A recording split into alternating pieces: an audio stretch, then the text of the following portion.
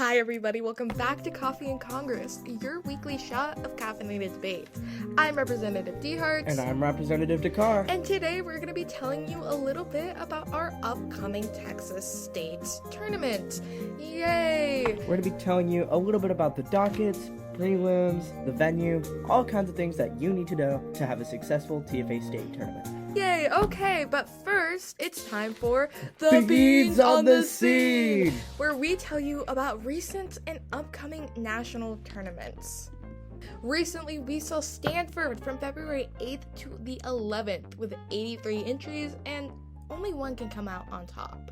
That would be Representative Aruka Maran winning both the entire tournament, but also a full bid to the TOC Tournament of Champions. Not only that, but we also had the Berkeley National Tournament, which ran from February 15th to February 17th with a whopping 147 entries.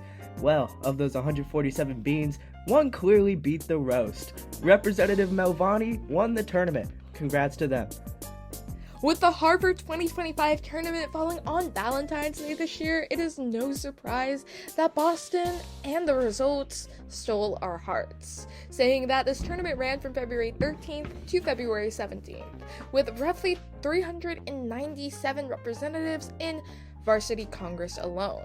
The best of the best competed in a finals round that will go down in history. And after this bloodbath, only one stood on top.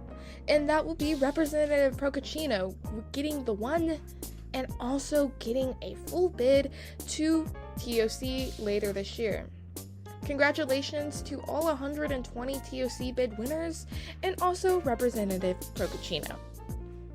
That concludes Beans on the Scene. In the future, we're going to be using this segment to talk about national tournaments, major tournaments, and otherwise what you need to know about them.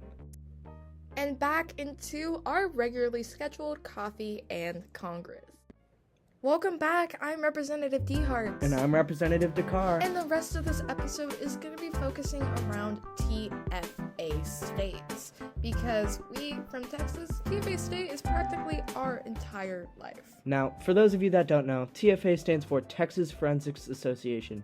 The rest of this episode is going to be focusing on the state qualifying tournament for that. So, if you guys are our national listeners, maybe you can learn a bit more about TFA State from this episode.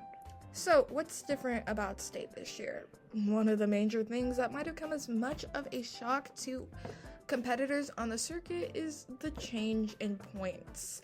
Even TFA State is not exempt from inflation these days, with a changes in points amounting from 10 to 12, meaning that you just needed like 2 extra points in order to qualify this year.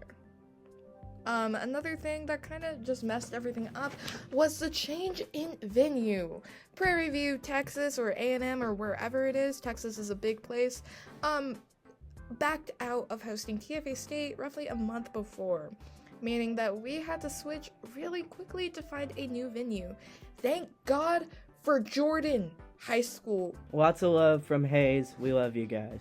Now, that being said, we also want to tell you guys a little bit about docket creation for TFA State.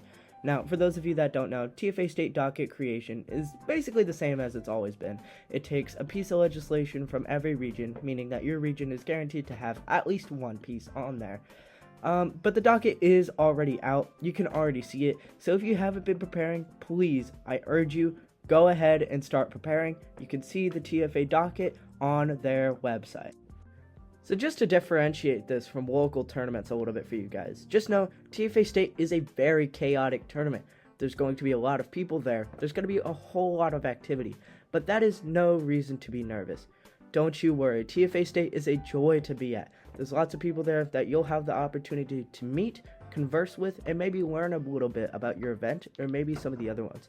Overall, even if you don't do too well, TFA State is a great experience. You go there, you have a lot of fun, you learn a lot of things, and you go home.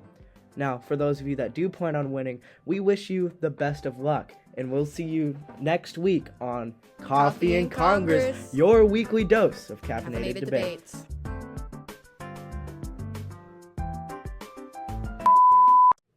Hey guys, it's Representative DeHart. He's not paying attention. Oh, He's sorry. playing Pokemon Go or No, whatever. it's not Pokemon Go, it's Pokemon TCG Pocket. I this really encompasses why we're so productive on this team here at Jack C. Hayes High School. But today we're talking. We're cutting this part. I don't think we are. No, I think we are. Funny. No, I think we're cutting it. We gotta be honest and transparent with our listeners. I'm deleting it. No, you're not. I'm deleting it. Coffee in Congress is edited by me, produced by me, and co-hosted by me and Representative Dakar. Hey, dude. Coffee in Congress. From caffeine to rounds, your debate starts here. XOXO representatives. See you next week.